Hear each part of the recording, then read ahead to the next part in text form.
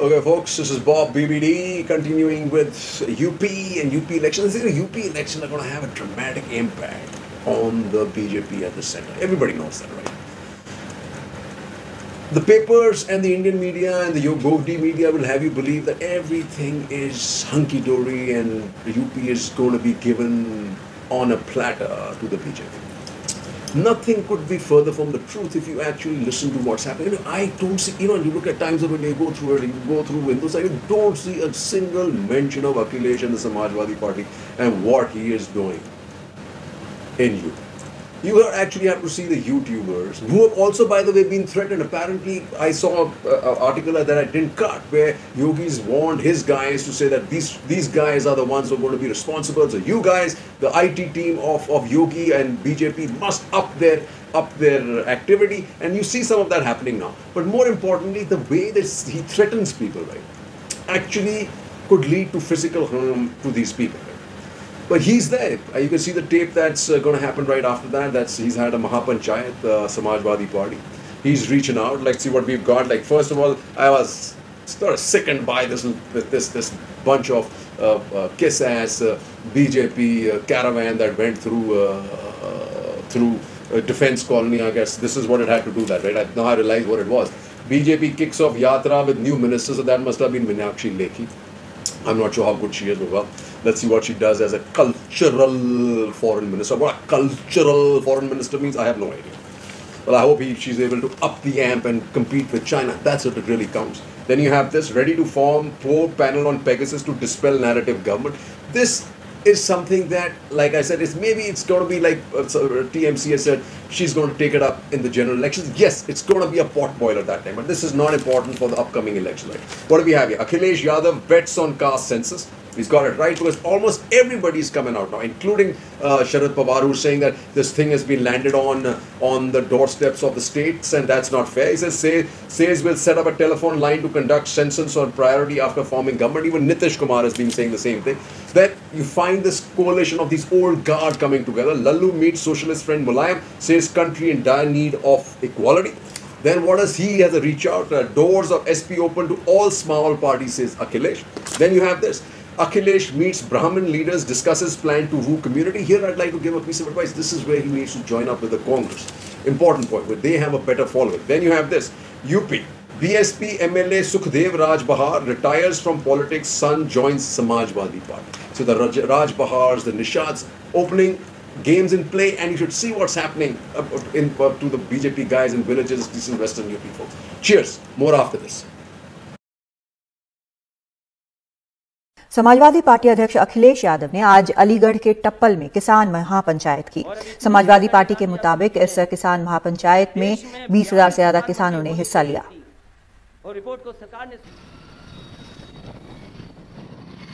हम इस वक्त अलीगढ़ में हैं और हमारे साथ उत्तर प्रदेश के पूर्व मुख्यमंत्री और समाजवादी पार्टी के राष्ट्रीय अध्यक्ष अखिलेश यादव हैं, जो कि पहली किसान महापंचायत अपनी यहाँ पर एड्रेस करने आए। और आप देखेंगे, आप रिस्पांस देखिए इस किसान महापंचायत का।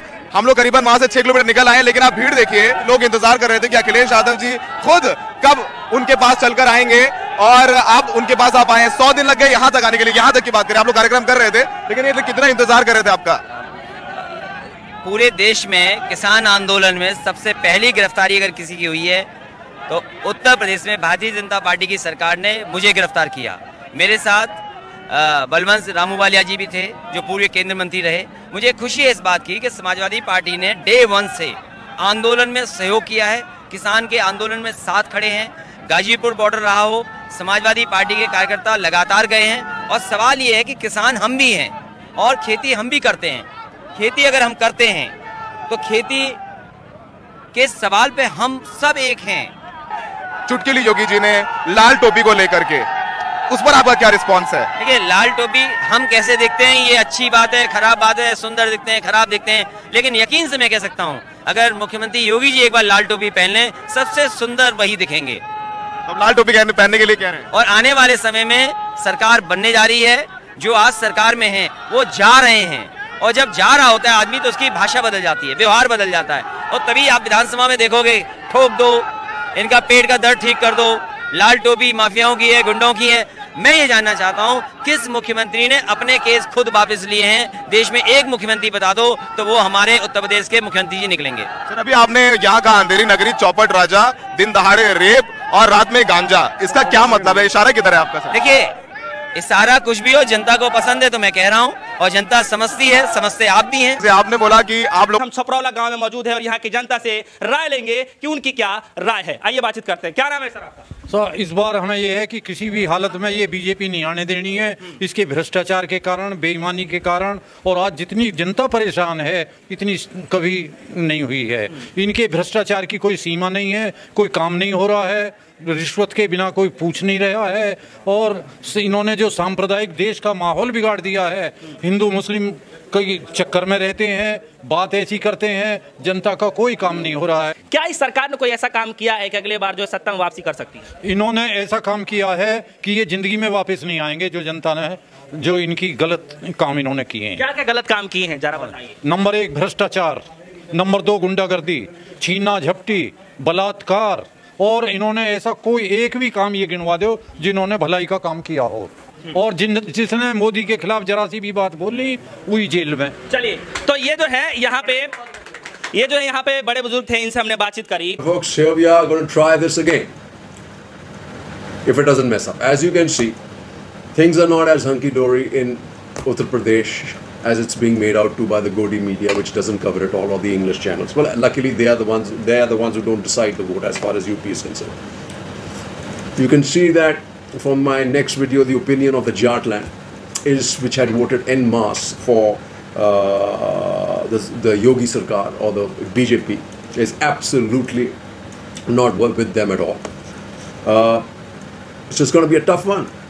If they don't have Western UP and Samajwadi Party makes inroads into the Brahmins are upset with them, the Mauryas are upset with them, the Nishads are upset with them, or they're actually upset not with the BJP as much as they're upset with Yogi. So will the BJP, the duo on top, be able to swallow this? Here again they're having problems because essentially the direction for why they're not being able to remove Modi, Yogi, which they want, is coming from the RSS. The RSS thinks, who I personally feel is not very happy with the duo at the center, wants to use Yogi to destabilize them.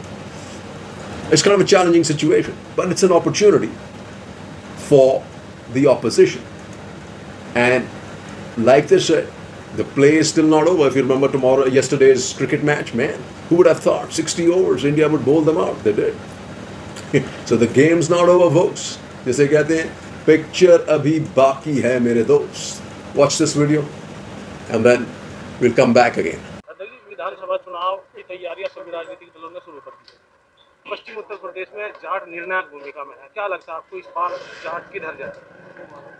देखो, जाट का तो हमने देखा है हिसाब सा सत्ता में तो बिल्कुल जी लगता ही नहीं, क्योंकि स्वाभिमानी कौम मानी जा, उसके तहत बीजेपी में इन्होंने वोट दिया सबने। पश्चिम में तुरंत स्वाभिमान को ठेस लगी, विपक्ष में चला गया। आज गाजीपुर का निर्णय क्या हो, फिलहाल तो गाजीपुर के निर्णय पर डिपेंड हो रहा है सब कुछ, क्योंकि एक मुद्दा है किसान के मुद्दों पे हम ये कह रहे हैं कि जाट क्या है तो त्यागी जी हैं। अरे गुज्जर समाज भी वहाँ आंदोलन में है, कश्यप समाज भी आंदोलन में है। जो किसान है, हम करें किसान की बात, किसान खपा है भारतीय जनता पार्टी से। फिलहाल रही जाट की बात, उनमें हो जाता बात खुलसी का हो जा मेरी। जाट का तो मामला ये हो रहा है कि एजेंट बनने को तैयार नहीं है बीजेपी का, ऐसा भी माहौल है गाँव में। रही बात ये आप लोगों के ये विधायक जो है कि जो शब्द है ना, ये और मामले को गड़बड़ कर देंगे, तो बीजेपी नुकसान में जाएगी। किसान ही नाराज है, जाट नहीं, किसान भी नाराज है। ये है मामला जाटों का। तो किसान आंदोलन का कितना असर चुनाव पर पड़ेगा? अब पता लगा इस आंदोलन से किसान को कि तो कितना नुकसान में जा रहा है, क्या होना चाहिए था, आज क्या स्थिति ठहरी है। तो इसलिए आंदोलन पर 100 की 100% फर्क पड़ेगा। बंगाल में पड़ा, उत्तर प्रदेश में पड़ेगा, हरियाणा में पड़ेगा, पंजाब में पड़ेगा, बिल्कुल पड़ेगा जी सर, पक्का सर पड़ेगा। Folks, back again. As you saw from the previous video, things are not as given in Western UP. All these videos are shot on the ground in Western UP. The next video you'll see is of a MLA of the BJP called Mr. Malik, whose caravan is attacked, black ink thrown, car smashed. Just shows the kind of anger And then you see the response from Mr. Malik the next day in Lucknow, where he goes hammer and tong and he says he's going to throw the full power of the administration and the police against the guys who were in the video. And I guess Naresh Tikait is one of them. And subsequently, Naresh Tikait in the evening has also gotten up and said that, hey, I challenge Mr. Malik. None of these guys will be allowed into the village again. And this time I don't take the responsibility if anything happens to him. So, it's a lot of tussle happening, a lot of turbulence is set ahead. Everybody's a Jat, Balian is Jat. This Muzaffarnagar, this has come under the Muzaffarnagar region, which is famous for its not so famous, infamous riots, which actually resulted in this huge divide between Hindu and Muslims, and hence the BJP coming to power. Whether this plays out again, one doesn't know. But lots of jostling, Jat versus Jat. Let's see what happens, folks. Elections round the corner. Nothing ain't gonna be easy, man. India's in for difficult times, UP is in for difficult times, Hindu-Muslim relationships in a difficult time. It's coming down to the wire. Jai Hind. समझते हो कि जनता भी उतनी अंधी होगी? आज गांव में विधायक की, भाजपा विधायक की वोट उकाई होते होते बची है। गाड़ी पे पत्थर फेंक दिए, काले फेंक दिए, काला रंग फेंक दिया। भारतीय जनता पार्टी के विधायक उमेश मलिक सिसौली गांव गए थे, मुजफ्फरनगर, और किसानों ने बस लेकर लठ मारा ही नहीं, उनको गत बना दी। अरे गोदी मीडिया, जाके कहो भाजपा विधायकों से किसानों के गांव में नहीं घुसे, किसान बहुत गुस्से में मार मार जूत लाल कर देंगे। मैं कहा ननकू देख, फिर फालतू की बात कर रहा है, कोई अपमान नहीं हुआ, कोई ऐसी घटना नहीं हुई, तो पंचायत करता रहता है खामखा की। ननकू बोला मुझे पता था कि तुम ऐसी बातें करोगे, तो लो पहले ये वाला वीडियो देख लो। देखो ये वीडियो।